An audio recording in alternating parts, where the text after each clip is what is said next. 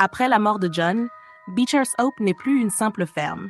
La maison est désormais habitée par les esprits des Marston et chaque recoin raconte une histoire tragique. L'intérieur de la maison. En entrant, tu sens une présence invisible qui te suit dans chaque pièce. Les lits semblent trembler légèrement, les chaises bougent toutes seules et parfois, une voix lointaine murmure le nom de John.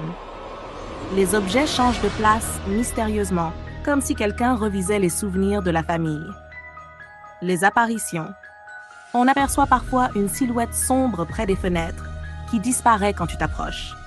Dans le salon, on entend des pas légers et des chuchotements, mais personne n'est là.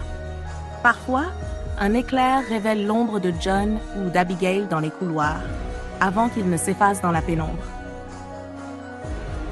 Le jardin et l'extérieur.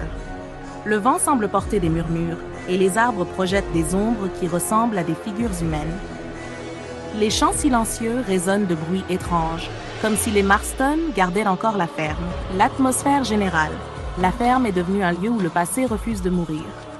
Chaque bruit, chaque mouvement d'ombre semble attirer ton attention vers l'invisible. Les visiteurs racontent avoir ressenti la présence de John, comme s'il veillait sur la maison ou se lamentait de sa fin tragique.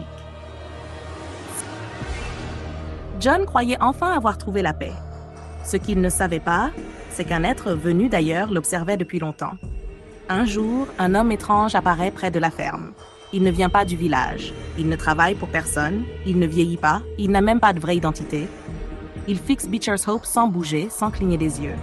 Puis il dit doucement, « Ici, ce serait parfait. » John ne comprend pas, mais cet homme, lui, sait exactement ce qui va arriver. Il regarde le sol où, des années plus tard, seront creusées les pierres tombales de la famille Marston. Certains disent que cet homme n'était pas humain, qu'il était un démon, un messager de l'ombre, venu avertir John que la mort allait frapper la ferme.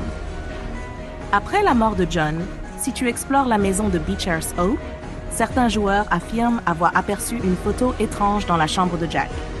Elle représenterait l'homme mystérieux qui est apparu près de la ferme.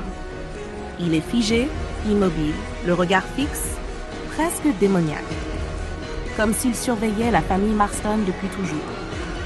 Cette photo devient alors un élément central de l'atmosphère hantée. Même dans une maison vide, tu as l'impression que quelqu'un te regarde à travers l'image. Les joueurs rapportent un malaise immédiat lorsqu'ils s'approchent.